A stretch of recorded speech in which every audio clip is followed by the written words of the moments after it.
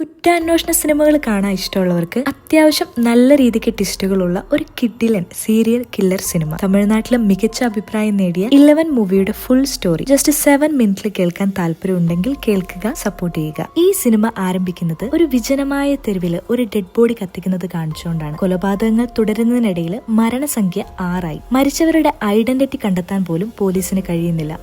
ACP Ranjith കുമാറിനെയാണ് ആദ്യം കേസിന്റെ ചുമതല ഏൽപ്പിച്ചത്. എന്നാൽ ഒരു റോഡ് അപകടത്തിൽ രഞ്ജിത്ത് കോമയിലായതിനെ തുടർന്ന് കേസ് ACP അരവിന്ദിന് കൈമാറുന്നു. അപ്പൊ ഇവനാണ് നമ്മുടെ സിനിമയിലെ നായകൻ. ഒരു കൊള്ളസംഘത്തെ അടുത്തിടെ പിടികൂടിയ മിടുക്കനായ ഉദ്യോഗസ്ഥനാണ് അരവിന്ദൻ. ഒരു ഹാർട്ട് പേഷ്യന്റും സിംഗിൾ പേരന്റുമായ സബ് ഇൻസ്പെക്ടർ മനോഹറിനോടൊപ്പം അരവിന്ദൻ ഈ കൊലപാതകങ്ങൾ അന്വേഷിച്ചു തുടങ്ങുന്നു. അതേസമയം സഞ്ജന എന്ന പെൺകുട്ടിക്ക് അരവിന്ദനോട് അഗാധമായി പ്രണയം തോന്നുന്നുണ്ട്. പക്ഷെ അരവിന്ദന് തിരിച്ച് അവളോട് പ്രത്യേകിച്ച് ഒരു വികാരവും തോന്നുന്നില്ല. അടുത്തതായി കേസ് അന്വേഷിക്കുന്നതിനിടയിൽ ഒരു നിർണായക തെളിവ് അരവിന്ദന് കിട്ടുന്നു. അതായത് മരിച്ചവരിൽ ഒരാളുടെ കാലിൽ സർജറി ചെയ്തിട്ടുള്ള ഒരു പ്ലേറ്റ് കണ്ടെത്തുന്നു. ഈ പ്ലേറ്റ് വെച്ച് പ്രായത്തിനെ അടിസ്ഥാനമാക്കി 7 വ്യക്തികളെ ഷോർട്ട് ലിസ്റ്റ് ചെയ്യാൻ ഇവരെ അത് ഹെൽപ്പ് ചെയ്യുന്നു. ഇവരിൽ ആരെങ്കിലും മിസ്സിംഗ് ആണെങ്കിൽ അയാളായിരിക്കും മരിച്ചതെന്ന നിഗമനത്തിൽ എത്തിച്ചേരാനാണ് ഇങ്ങനെ ചെയ്യുന്നത്.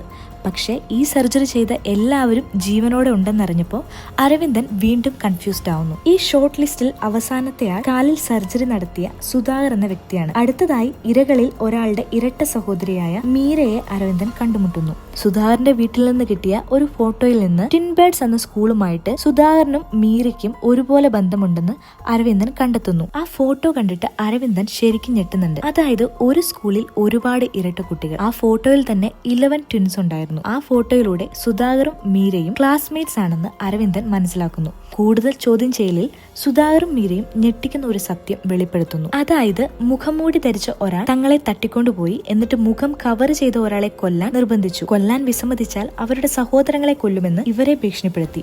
ലൈവ് വീഡിയോ കോളിലാണ് ഭീഷണിപ്പെടുത്തിയത്. സഹോദരങ്ങളെ രക്ഷിക്കാൻ ഇവർ ആ കൊലപാതകങ്ങൾ നടത്തി. എന്നാൽ ഇവർ കൊന്നത് സ്വന്തം ഇരട്ട സഹോദരങ്ങളെ തന്നെയായിരുന്നു. ഓൾറെഡി റെക്കോർഡ് ചെയ്തിട്ടുള്ള വീഡിയോ ലൈവ് വീഡിയോ കോൾ ആയിട്ട് തെറ്റിദ്ധരിപ്പിച്ചിട്ടായിരുന്നു കില്ലർ ഈ പരിപാടി നടത്തിയത്. പോലീസ് അന്വേഷണത്തിൽ നിന്ന് രക്ഷപ്പെടാൻ ഇവര് മരിച്ചവരുടെ ഐഡന്റിറ്റി ഏറ്റെടുത്തു. യഥാർത്ഥത്തിൽ മരിച്ചത് സുധാകറും മീരയുമാണ്. എന്നാൽ ഇപ്പം ചോദ്യം ചെയ്തുകൊണ്ടിരിക്കുന്നത് ഇവരുടെ ഇരട്ട സഹോദരങ്ങളായ സുധേന്ദ്രനെയും താരയുമാണ്. അതുപോലെ ഈ കൊലകൾക്കൊക്കെ പിന്നില് ഇവരുടെ മറ്റൊരു ക്ലാസ്മേറ്റ് ആയ ബെഞ്ചമിൻ ആണോ എന്നുള്ള സംശയവും ഇവർ പ്രകടിപ്പിക്കുന്നുണ്ട്. ഇവരും ബെഞ്ചമിനും തമ്മിലുള്ള ബന്ധം അറിയാൻ അരവിന്ദൻ ട്വിൻ ബേർഡ് സ്കൂളിന്റെ നടത്തിപ്പുകാരിയായിരുന്ന ശാന്തിയെ കാണാൻ ചെല്ലുന്നു. ശാന്തി ഇവരുടെ പാസ്റ്റ് വിവരിക്കുന്നു. അതായത് ബെഞ്ചമിന്റെ ചെസ് കഴിവിൽ ഇംപ്രസ്ഡ് ആയി ശാന്തിയും ഭർത്താവ് രവിയും ഇരട്ട സഹോദരങ്ങളായ ബെഞ്ചമിനെയും ഫ്രാൻസിസിനെയും തങ്ങളുടെ ട്വിൻ ബേർഡ് സ്കൂളിൽ ചേർക്കുന്നു. ഈ 2 കുട്ടികളും അനാഥരാണ്. ബെഞ്ചമിൻ ഒരു ചെസ് പ്രതിഭയായിട്ട് മാറുന്നു. ഇത് സ്കൂളിലേക്ക് നിരവധി പുരസ്കാരങ്ങളും കൊണ്ടുവരുന്നു. ഫ്രാൻസിസ് ആണെങ്കിൽ പഠനത്തിൽ ടോപ്പറും ആകുന്നു. ഇതൊക്കെ അവരുടെ സഹപാഠികളിൽ വല്ലാതെ അസൂയ ജനിപ്പിക്കുന്നു. ഫ്രാൻസിസിന് നിക്ടോഫോബിയുണ്ട്, അതായത് ഇരുട്ടിനോടുള്ള ഭയം.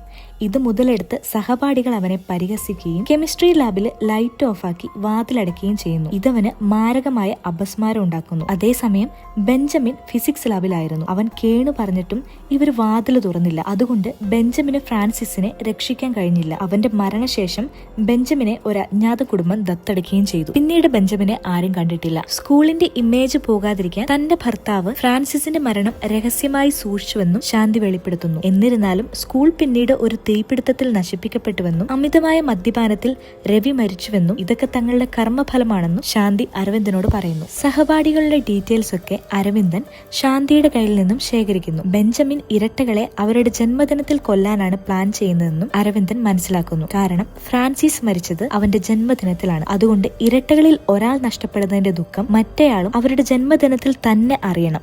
ഇങ്ങനെയാണ് ബെഞ്ചമിൻ പ്ലാൻ ചെയ്യുന്നത്. അതിനിടയിലെ ഇത്രയും നാൾ തന്റെ പുറകെ നടന്ന സഞ്ജനയും ബെഞ്ചമിന്റെ ക്ലാസ്മേറ്റ് ആണെന്ന് അരവിന്ദൻ മനസ്സിലാക്കുന്നു. ഇനി ആ കൂട്ടത്തിൽ മരണപ്പെടാൻ ചാൻസ് ഉള്ളത് ധീരൻ, ധീരജ് എന്ന ഇരട്ടകളും ഈ സഞ്ജനയും സഞ്ജനയുടെ ഇരട്ടയായ അഞ്ജനയുമാണ്. അടുത്തതായി ധീരന്റെ കത്തിക്കരിഞ്ഞ മൃതദേഹം കിട്ടുന്നു. സഞ്ജനയും അഞ്ജനയെങ്കിലും രക്ഷപ്പെടുത്താൻ അരവിന്ദൻ അവരെ സേഫായി മനോഹറിന്റെ വീട്ടിലാക്കുന്നു. അതിനിടയിലെ കേസ് ആദ്യം അന്വേഷിച്ചുകൊണ്ടിരുന്ന രഞ്ജിത്ത് കുമാർ മുൻകൂട്ടി ആസൂത്രണം ചെയ്ത ഒരു കൊലപാതക ശ്രമം മൂലമാണ് താൻ കോമയിലായതെന്നും പക്ഷെ കൊലയാളി തന്നെ രക്ഷപ്പെടുത്തി ഒരു ഹോസ്പിറ്റലിലാക്കിയതായിട്ടും വെളിപ്പെടുത്തുന്നു. ബെഞ്ചമിൻ എല്ലാ വർഷവും ഫ്രാൻസിസിന്റെ ചരമവാർഷികത്തിൽ സെമിത്തേരി വിസിറ്റ് ചെയ്യാറുണ്ടെന്ന് ശാന്തിയിൽ നിന്നും അരവിന്ദൻ മനസ്സിലാക്കുന്നു. അരവിന്ദൻ സെമിത്തേരിയിലേക്ക് ഓടിയെത്തുമ്പോൾ മനോഹർ അവിടെ വേഷം മാറി നിൽക്കുന്നു. ഇത്രയും നാൾ തന്റെ കൂടെ നടന്ന മനോഹറാണ് ബെഞ്ചമിൻ എന്ന് അരവിന്ദനും മനസ്സിലാകുന്നു. മനോഹർ അരവിന്ദന്റെ തലക്കടിച്ച് ബോധം കെടുത്തി അഞ്ജനയെ തട്ടിക്കൊണ്ടുപോകുന്നു.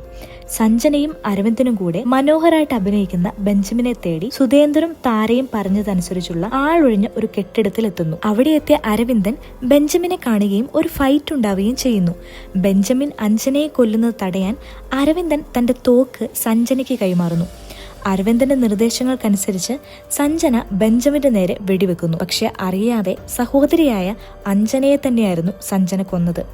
അപ്പോഴാണ് ഫ്രാൻസിസിന്റെ മരണത്തിന് ഉത്തരവാദികളായ തന്റെ സഹപാഠികളോട് പ്രതികാരം ചെയ്യാൻ പദ്ധതിയിട്ട യഥാർത്ഥ ബെഞ്ചമിൻ അരവിന്ദനാണെന്നുള്ള റിയൽ ട്വിസ്റ്റ് വെളിപ്പെടുന്നത്. അവസാനത്തെ 2 സെറ്റ് ഇരട്ടകൾ ആരാണെന്ന് മനസ്സിലാകാത്തത് കൊണ്ട് ഈ കേസ് തനിക്ക് കിട്ടാൻ വേണ്ടി രഞ്ജിത്ത് കുമാറിനെ മനഃപൂർവ്വം വണ്ടി ഇടിപ്പിച്ചതും അഞ്ജനയെ തട്ടിക്കൊണ്ടുപോകാൻ മകനെ കൊല്ലുമെന്ന് ഭീഷണിപ്പെടുത്തി മനോഹറിനെ ബെഞ്ചമിനായി അഭിനയിപ്പിച്ചതൊക്കെ താനാണെന്ന് അരവിന്ദൻ രഞ്ജിത്ത് കുമാറിനോട് സമ്മതിക്കുന്നു. അങ്ങനെ അരവിന്ദന് വധശിക്ഷ ലഭിക്കുന്നു. പക്ഷെ അരവിന്ദൻ പറയുന്നുണ്ട് ഫ്രാൻസിസ് മരിച്ച അന്ന് തന്നെ താനും മരിച്ചിരുന്നു എന്ന്. ലാസ്റ്റ് ഒരു ട്വിസ്റ്റും കൂടെ ഉണ്ട്. അതായത് കത്തിക്കരിഞ്ഞ ധീരന്റെ ബോഡി കിട്ടിയെന്ന് പറഞ്ഞല്ലോ, അത് യഥാർത്ഥത്തിൽ അരവിന്ദൻ ഫേക്ക് ആയിട്ടുള്ള ഒരു ബോഡി കൊണ്ടിട്ടതാണ്.